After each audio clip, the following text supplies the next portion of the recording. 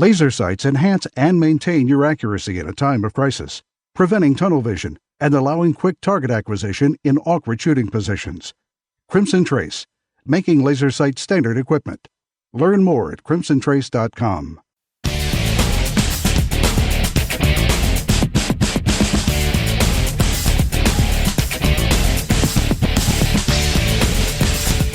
Welcome back to Tom Gresham's Gun Talk. Now we rejoin Tom at the 31st Annual Gun Rights Policy Conference.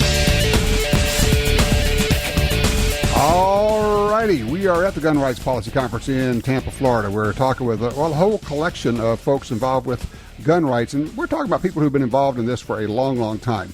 Obviously, we just had Alan Gura on here. He's kind of the rock star attorney who argued the Heller case, the McDonald case before the Supreme Court, working on a lot of other interesting cases. We'll have him back on at some point when we have a little bit more time. Joining me right now is an old friend of mine. We have been at this a long time, Richard. Richard Feldman. He is the president of the Independent Firearms Owners Association and been involved in the firearms industry and gun rights for 30 plus years at least. I mean, I've known you that long. You know, we've been fighting this battle for a long time on various fronts. Welcome. Thank you. Yeah, so pleasure to be here with you. Absolutely. Gun Rights Policy Conference, when you try to explain it to people, it's kind of hard. You say, look, everybody's here. I mean, pretty much if they're involved in the gun rights movement, pretty much everybody's here, would you say? It's my annual opportunity to really catch up with the activists who are involved in this fight to protect our civil liberties at the grassroots level around this country. Every year at the GRPC, I'm bound to hear some new things put in a different light. It keeps me current on what the folks are talking about back home. And as a legislative and policy person, that's critical to know what the grassroots is really thinking and where they're headed, and to be able to mold what you're doing to fit the movement. Yeah, exactly, because there's a lot of things going on all the time. And, you know, part of it is, okay, how are they handling that? But part of it is almost like the tripwires out there to find out what are the gun banning folks trying, because they're doing a lot of experimentation on the state level these days, aren't they? You know, they're trying to do everything they can in the same way that our side tries to move the ball forward in those state courts where we can. And because every 4 years, we're always talking about how the upcoming election is always the most important election facing America, and indeed, it always is. It always is. This one, is it overstating it to say how important this one is? This one takes the cake. Yeah. I don't think we haven't seen an election like this in our lifetimes. Right. And I doubt there's been an election like this since 1860. Holy smoke! It's really something. And so we're working on things like. Go ahead, Rick. Put that headset on there. We're working on things like you say on the state level, the federal level, but now we're actually working on an international level. We're actually he's putting on his headset right now. Rick Patterson's just joining us from SAMI, Sporting Arms and Ammunition Manufacturers Institute. How'd I do? You did great, Tom. Okay, Thank you. We got it. Okay, let me get you turned up there. Welcome. We're doing the just-in-time guest appearances here. He walks in, puts on the headset, now you're up. One of the things that you do, well, first of all, explain to people what SAMI is. Well, sure. I appreciate it, Tom, and glad to be here, and particularly great. We're actually face-to-face here. Usually it's on the phone, that's so right. good to see you. This is always better. Yep. SAMI, the Sporting Arms and Ammunition Manufacturers Institute, was created in 1926 at the request of the federal government to create standards for safety, reliability, and interchangeability in design, manufacture, transportation, storage, and use of firearms, ammunition, and components. Right. We are made up of the major manufacturers in the U.S., and that's basically the most fundamental thing we do. When somebody wants to, say, bring out a new cartridge, they go to SAMI and say, look, this is my idea for the 35 Super Duper Blaster, and you guys like sprinkle the magic pixie dust over it, but there's actually testing and everything that goes on in the middle of all that. Oh, it's an incredible complex process. We are an ANSI accredited standards developer. ANSI is the American National Standards Institute, which is the U.S. representative to ISO. So we follow those very, very strict protocols. It gets into the measurement protocols, pressure and velocity measurement equipment, the standards for the operation and calibration of that equipment.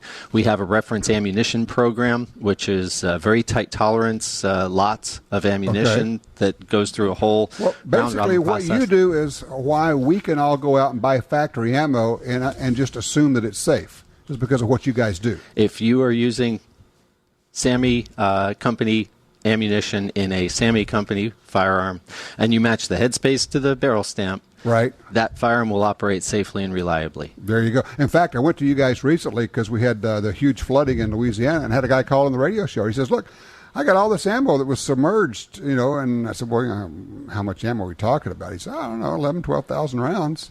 I went, okay, you got a lot of ammo. He said, what do I do with it? I said, actually, I don't know.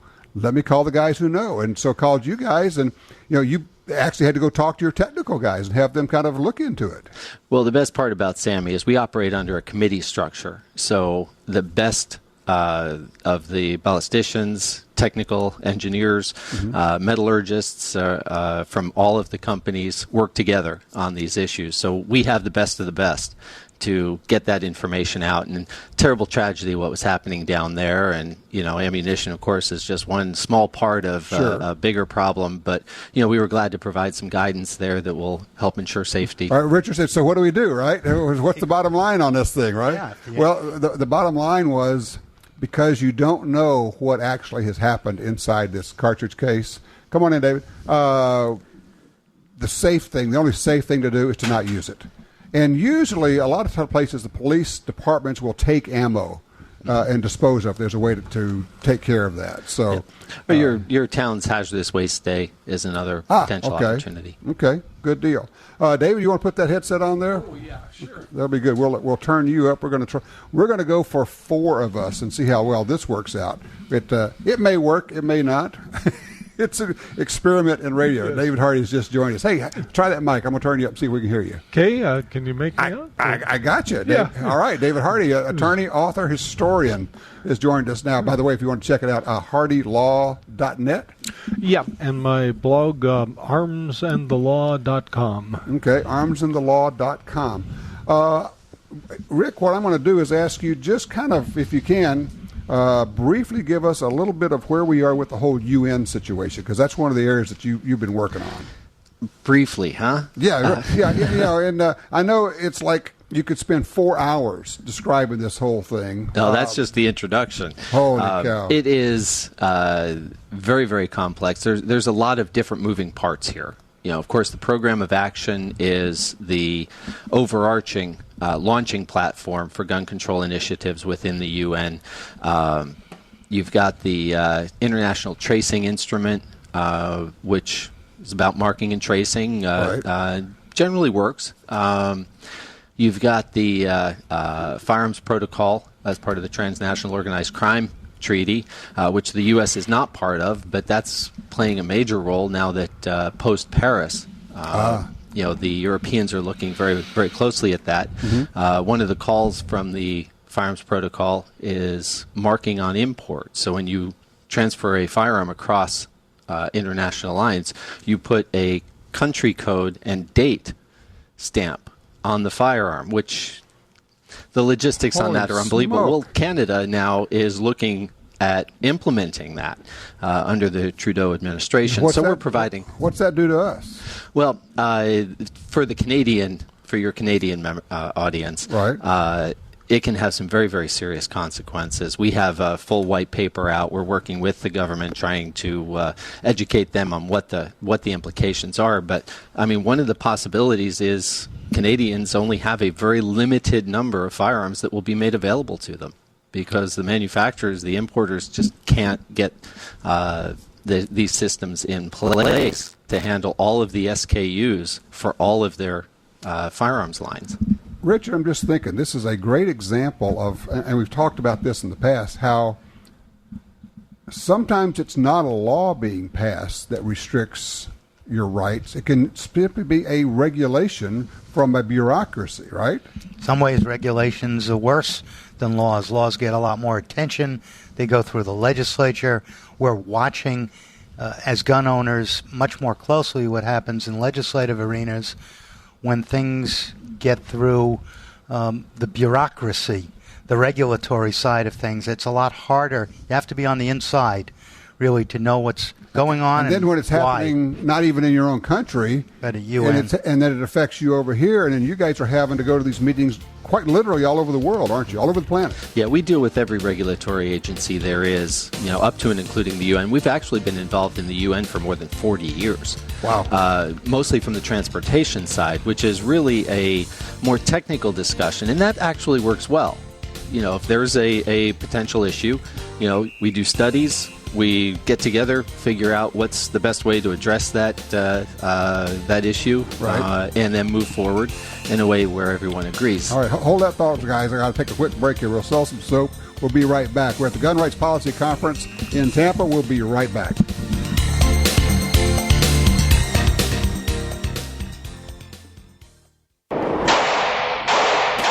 At Double Tap Ammunition, we hand inspect every round that we make, and we use only the best components to give you the best ammunition on the market. Try us out at www.doubletapammo.com and use the promo code GUNTALK for 10% off your order.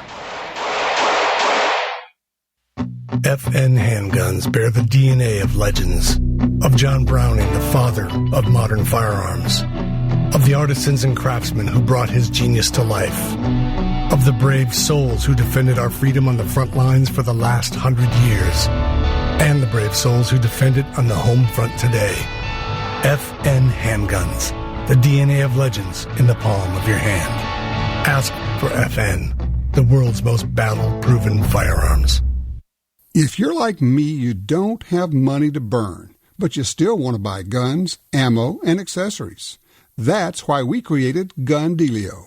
That's a free smartphone app. Just download it and start getting the deals. Could be discounts, offers of free magazines for your gun, or you could be the first to hear about new stuff from gun makers. Here's how it works. With Gun Dealio on your phone, you get alerts when you enter a gun store. Special deals, You don't have to do a thing. It'll do a lot of other cool things, like let you watch gun videos and listen to Gun Talk podcast. Plus, check it anytime for hundreds of deals and offers. Getting more while spending less. Smart, huh? Gun Dealio. Made in America. Gluten-free. At the App Store and Google Play or GunDealio.com. In the war on terror, fighting crime in the streets, in competition and homes around the world, one name in firearms stands out: Sig Sauer. Our pistols and rifles are renowned for their unfailing performance. This same commitment to excellence can be found in our line of SigTac accessories and the training offered by the Sig Sauer Academy. For unmatched quality, reliability, and innovation when it counts, choose Sig Sauer. Visit SigSauer.com today. Accurate, powerful, consistent. At Double Tap Ammunition, we offer 364 loads in 83 calibers that give you exactly what you've been looking for. Try us out at www.doubletapammo.com and use the promo code GUNTALK for 10% off your order.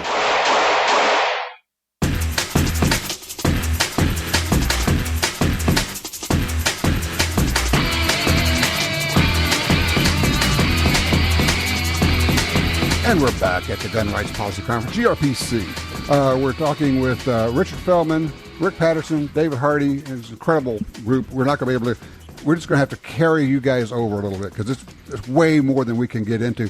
Rick, you were mentioning during the break something that I thought was pretty interesting. It's kind of like, and we've all had this thought, why are they doing this? Why do the people in the UN, why do they push this?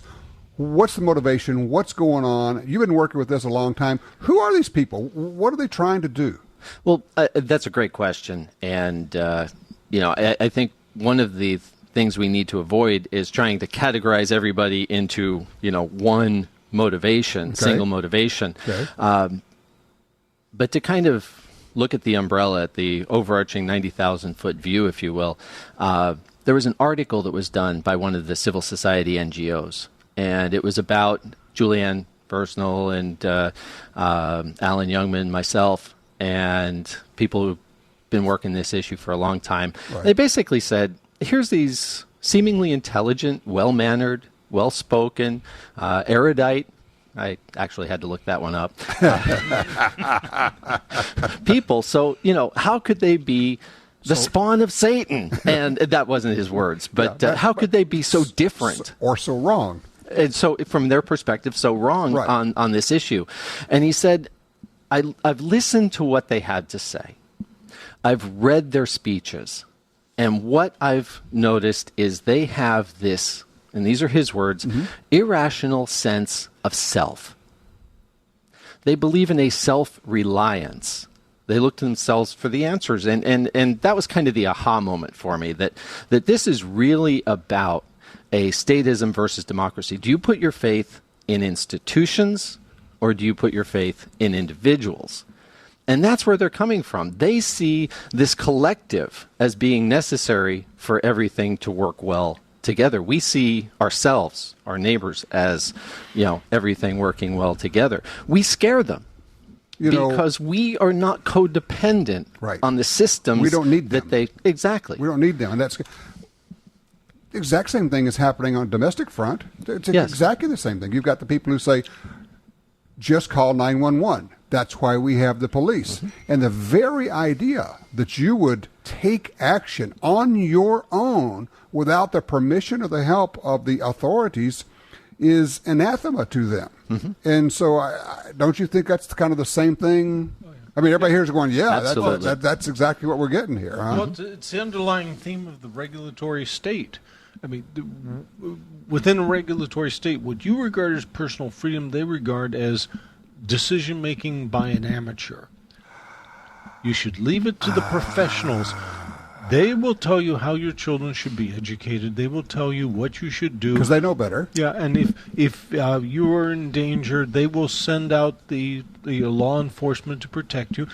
Don't worry. The experts will run this thing rather than allowing you to be an amateur and selfish and mess up.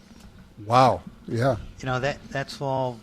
What you guys are saying is very, very much on topic here, and it really comes right back again to what the gun issue was all about.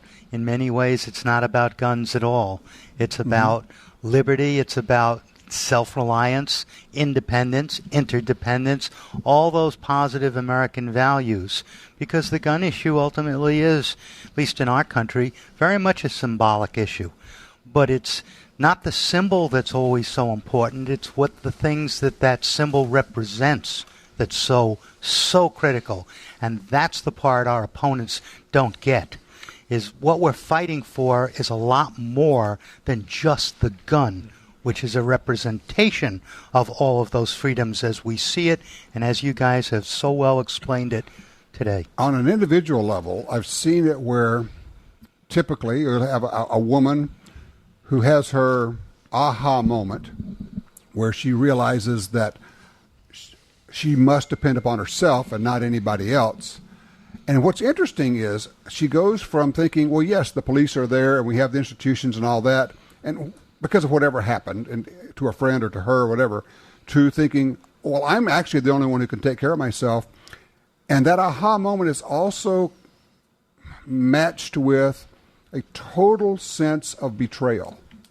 I have been lied to this entire time. And there's nothing as strong as a sense of betrayal. What do you think? Make sense? Absolutely. And I think you've got that overarching reality that our very existence threatens the statist agenda. Our existence. They basically would like for us to not be here at all. Or at the very least to simply modify and become part of the board. You have to be assimilated. You have to be, you really do have to be part of the village. And the village, in this case, the professionals who are in the agencies, who are at the bureaucracies, they know better because that's what they get. To your point, David, these are the professionals. Don't try this at home, kids. Exactly. So what you deal with this? What do you do with that? I mean, is there any way to break through to that? You come in with the facts, the truth, and hammer that home. But you are dealing with people who have a preconception that this is how the world should work, and they're working it through the UN and other venues as well. And it's they're pulling little chips at a time. You're talking about the ITI, the Firearms Protocol. You've got the Arms Trade Treaty. You've got the ISACs. All little different pieces. And all now pieces that the rest of us have no idea what the heck you're talking about. But all of these are little venues where things are happening. Right. And there's little pieces here and there. For instance, the International Tracing Instrument ignores or doesn't ignore it. It deliberately does not get into ammunition because the experts actually looked at that and said, yeah, this isn't going to work. But you've got the ISACs, which is heavily into ammunition. And what I think they're going to do or try to do is take all of these little pieces and then tie them all together into one common umbrella, overarching gun control scheme on a global scale. And I think that's their strategy with all of these different treaties and initiatives. Wow, really something. And is it possible when they do this on overarching international treaties? How does that affect us? How can that be regulatory to us here? Well, it's a very, very good question. In a lot of examples, it really doesn't at this time. Right. The Arms Trade Treaty is an example, and I know we just got the 1 minute warning. It's way bigger than a 1 minute conversation. But it's how they interpret definitions. It's how they amend these treaties going forward. And from the U.S. perspective, there are implications. There are implications for Americans traveling abroad to hunt, to target shoot. Sure. But the next question is, what happens under future administrations? And then they can bring that right home. Once again, elections have consequences. There you go.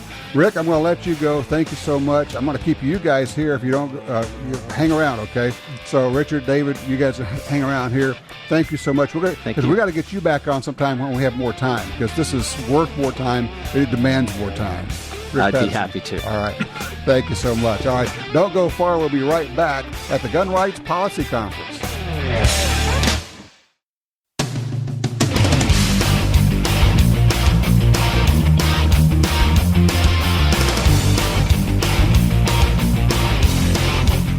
Welcome back to Tom Gresham's Gun Talk.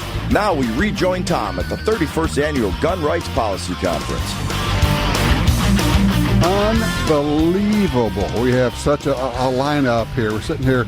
Todd Rathner has just joined us from NRA Freedom Alliance and from Knife Rights, joining Richard Feldman and David Hardy here. We're all getting together saying howdy. Now, Richard, I wanted to get you in here because we kind of dropped some people on top of you, but explain what you are doing these days, if you would, please.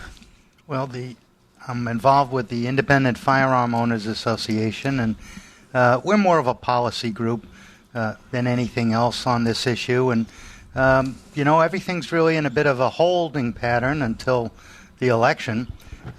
This is really the election to end elections for the Second Amendment freedoms in this country. And whatever happens, whoever ends up as our next president, I think probably the thing that we can all, living in our states and communities, can do the most on at the moment is to protect the Congress, the House, the Senate, yes, state legislatures. The presidential always gets sucks all the oxygen out of the discussion, but sure, the real meat and potatoes of this issue is always at the legislative, not the executive. Ultimately, and the Senate is so critical this time. It's going to be by a squeaker, one way or the other. It'll be one vote, two votes. So what happens in the states really, really matters. For those who say, well, my state's going to go blue or my state's going to go red. My vote doesn't matter. But yeah, no, in this case, it really does because it's that, what do they call it, down ballot It's all voting. the down ballot stuff that makes a huge difference. What bills get introduced, what bills get hearings in the state legislature, in Congress. It's the sine qua non of this business. It's really what counts. It's the presidency's great to have, but it's not that important if we can maintain some controls, balance, and power. What you're actually saying is, if the election doesn't go our way for president, if you still have the Congress, you have a pretty good levy, in Louisiana terms, between you and the flood there. It's a check. The executive can't spend money they're not authorized to spend. We control the checkbook if we control the House. If we control the Senate, actually with a 60-vote margin, which we're not going to have, we control who gets appointed to what courts. That's really ultimately where so much of this issue gets decided. The front page of the newspapers may talk about the presidency, but the real nuts and bolts are buried pretty deep. Todd, you're over here like you're nodding your head off as he's talking. You're going, yeah. Well, look, I've been telling people for a while that this election is really about one thing. And in terms of the presidential part of the election, I think it's about one thing, and that's court appointments. Most importantly, the Supreme Court. Mm-hmm. I mean, that's my opinion. That's all that matters, because all of the legislative stuff, all of the policy stuff, any of the executive orders, that can all be reversed. The problem is that the Supreme Court and then the lower court appointments that the next president is going to make they're generational in nature. They're going to have an effect on future generations that's immeasurable, and that's my primary concern.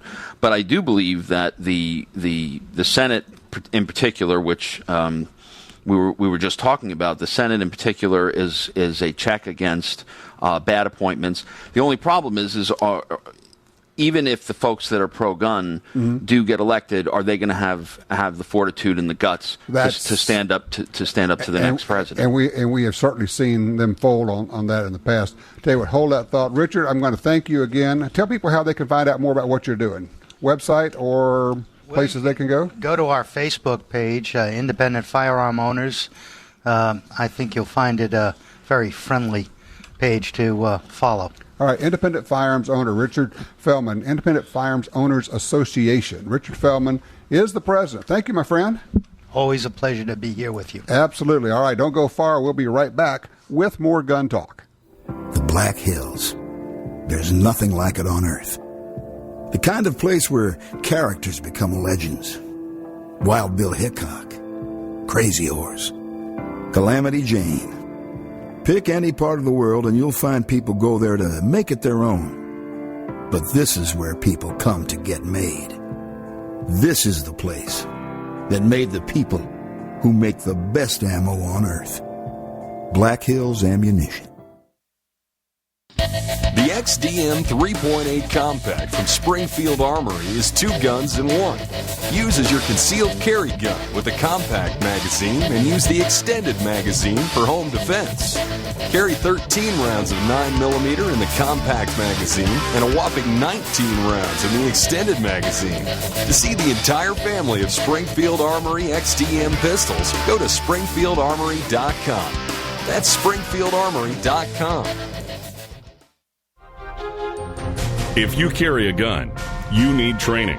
Your concealed carry class was definitely not training. But time, money, and obligations keep you from spending days at a shooting school. The trusted folks at Gun Talk can help.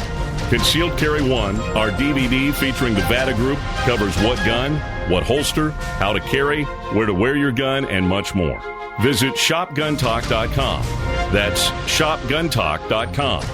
Look, this really is life and death. Learn how to stay aware, how to get away, and how to fight if you must.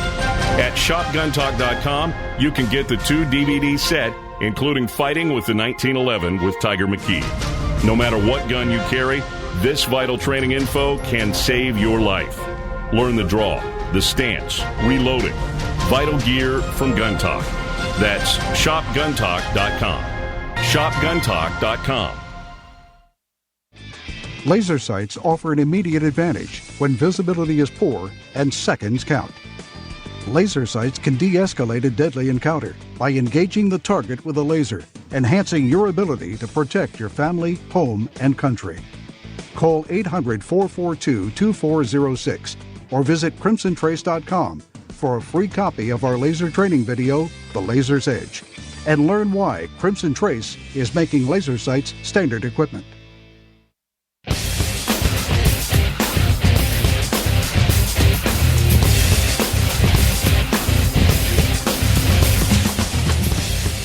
All right, back with you. Well, I was going to give out the phone number, but you can't get called in because we're actually doing this one on a Saturday. We're rolling it on Sunday. The reason we're doing it on Saturday and recording it is because we're at the Gun Rights Policy Conference, and Saturday is the day when everybody is here. I'm grabbing this incredible group of guests. Right now we have David Hardy, attorney, author, historian. Also, we have Todd Rathner from the NRA Freedom Alliance and from Knife Rights. We'll talk with Todd in just a second. David, you might just mention a couple of your books because, I mean, you have been writing books, Ruby Ridge, Waco. You've been covering all of that. You kind of were the go-to guy on a lot of that. Oh, yeah. Well, I've got one coming out. It won't come out for about a year, but it's on great governmental disasters that killed people. Yeah? And Waco and Ruby Ridge will be two of the many chapters, and the title will be, I'm from the government and I'm here to kill you. Holy smoke. Yeah. Nothing subtle there. No, I like to beat around the bush a whole lot. I've got some stuff on Waco that is just staggering. I've got an internal report, ATF report. You know, they had undercover agents in a house across the street from the Davidians, and which became known as the undercover house. Well, I found out supposedly they had to storm the building because Koresh never left the building, couldn't be arrested peacefully. Right. Well, I got a BATF report of what the guys in the undercover house did 9 days before the big bloody shootout. They went shooting with David Koresh. No. I do not BS you. It's in their own report. They went over, knocked on the door, asked, can we go shooting in the empty land behind the place? Right. And David Koresh said, oh, sure, I've got some they got AR-15s. I got ammunition for those. Let's go shooting. So he goes out. He is unarmed. He's carrying the ammunition. They've got all the guns. So much for him being this dangerous person. Yeah, and impossible to arrest. One of the things, and I've tried to have people understand, they say, well, why do you guys talk about Ruby Ridge or Waco? Because here's the thing you have to understand, is that in both of those cases, the excuse given was firearms. Mm-hmm. This was a firearms. Well, you cut the barrel off on a shotgun too short, and so that's why we have to go in. You have unauthorized firearms, and that's why we have to go in with a tank or whatever. The point being that the gun laws were the supposed catalyst. Is that fair? Yeah. So, and so for people to say, well, that's old news, why are you talking about it? Well, you have to look at what happened to understand what's going on and what is coming, or the way they would like to have. And you, as a historian, as an author, as an attorney, you kind of combine all of that, looking at what did happen, look at where we are now, and kind of gazing down the road with your high beams on. Yeah, exactly. Human beings do not change. So if you had a problem and it was never dealt with, you're going to have a problem again in the future. And in both those incidents and in the other ones outlined in the book, basically what happened to the people who got citizens killed?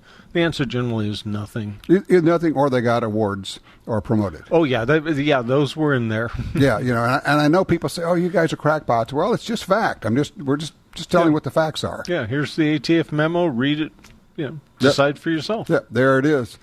Todd, I know that you work with legislators throughout the country. It's a lot of what you do, and you've done fabulous work with Knife Rights and with the NRA. NFA Freedom Alliance. NFA Freedom Alliance. Yeah. Oh, you know what? I had a typo. I put NRA Freedom Alliance. It's a typo. Sorry, NFA. National Firearms Act Freedom Alliance. Thank you for. I had a typo there, so there you go. It happens. Thank you. It happens. Yeah, I bet. NFA, as in silencers. Yes.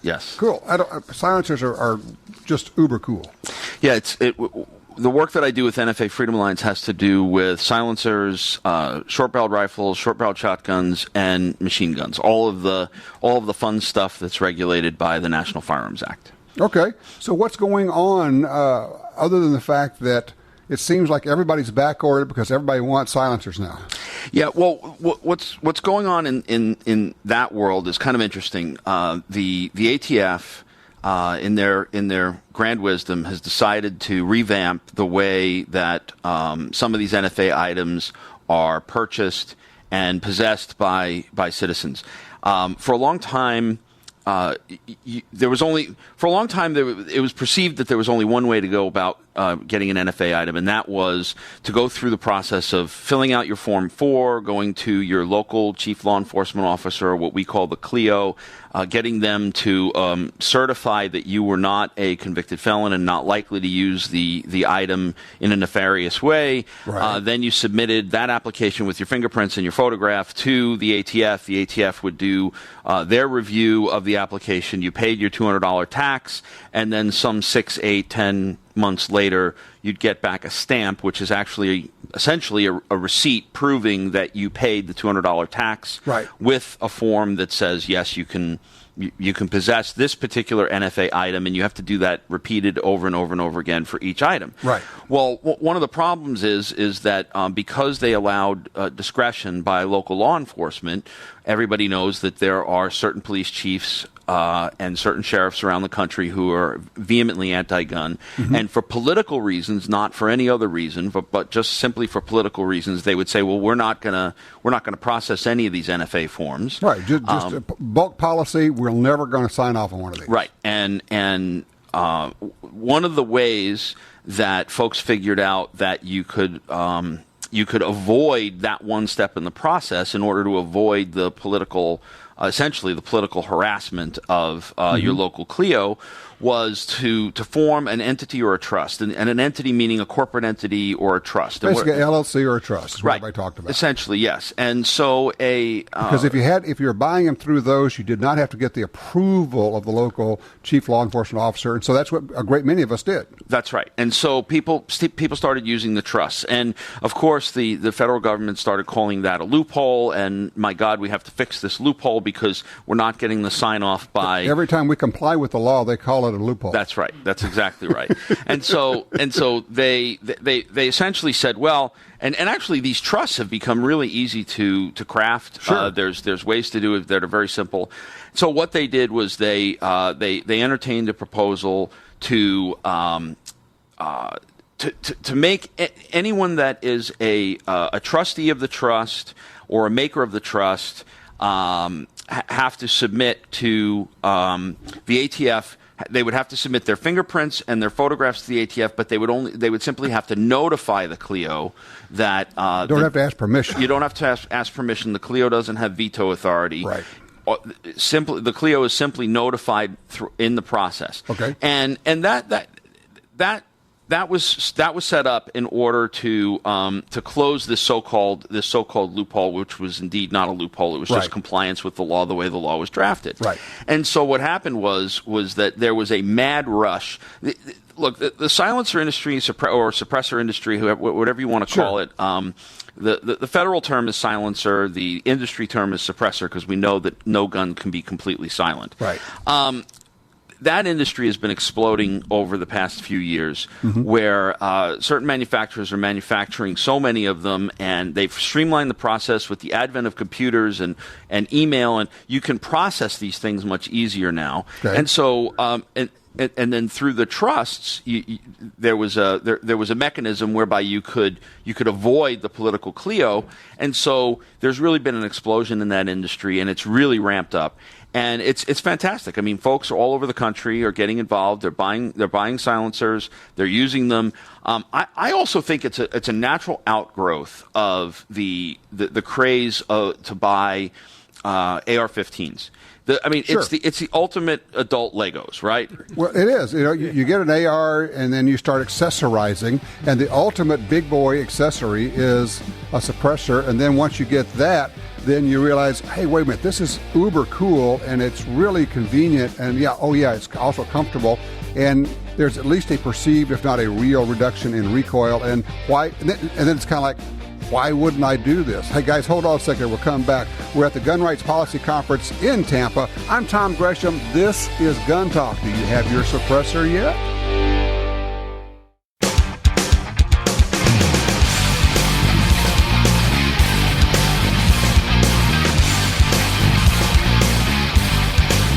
All right, back with Todd Rathner. You were just telling me you're running for the board? Yeah, I'm running for re-election to the NRA Board of Directors. The ballots will be out in the February magazine. If you're a voting member, you'll get it in the magazine, and I ask for your vote. Todd Rathner, Rathner, in case you're wondering. Yes, so from Tucson, Arizona. There you go. Okay, NFA, talk to me. Well, we're working on a lot of stuff. I know we're short on time, so I want to make sure that people go to our Facebook page where they can get updates on what we're working on. Mm-hmm. It's if you just do a search for NFA Freedom Alliance on Facebook, you'll get to our Facebook page. We're also doing a great raffle where you can win an SBR and a suppressor, and we'll pay for the tax stamps. Ooh. You can get into the raffle for as little as $20. If you step up and you take the $50 package of raffle tickets, you'll get a membership included with it. We're doing a lot of stuff. If you go on our website, www.nfafa.org, you can see all the stuff that we're working on. You can email me directly. I'll talk to folks and let them know what's going on. And there's a lot of stuff that we're working on, and if there's anything that people want to know about, I'm happy to tell them either on the Facebook page or on our website. Okay, switch quickly. Knife Rights. You and I work together on that. I'm on the board of Knife Rights also. We just had what I thought was a really great, if not just a PR coup, but actually a real-world success story. Well, it arguably what happened with knife rights in New York State is going to affect more knife owners than almost any other bill that we've passed, and maybe even combined collectively. Why? Because the New York Police Department has been arresting people for carrying normal pocket knives. 60,000 people. 60,000 people have been arrested over the past 10 years. That's 6,000 people a year being arrested in the city of New York. For having a pocket knife. For carrying a pocket knife, and they're claiming that it's a gravity knife when it meets no definition even close to a gravity knife.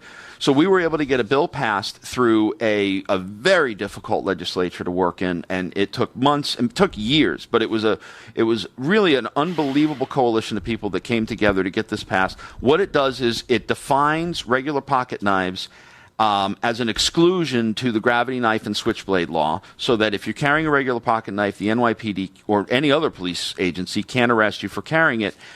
We came together with the New York Legal Aid Society, which is one of the most liberal anti-gun organizations in the world, and they said, oh my God, all these people are getting arrested, we have to help. Then, lo and behold, this week we just got a letter from the NAACP. The national NAACP came in and said, because a much higher percentage of blacks and Hispanics are being arrested under this law, it's discriminatory, it's obviously racist, we need to stop this. And they wrote a letter to Andrew Cuomo, the governor of New York, who is going to be presented with the bill in the coming weeks. Trying to get him to sign the bill. Asking him to sign the bill. And I just think it's fascinating what happens when you reach out and you start talking to other organizations that traditionally don't support gun rights, don't support the Second Amendment, and you explain it to them in terms that make sense to them. These are civil rights. These are real rights. And your constituency is being affected by it.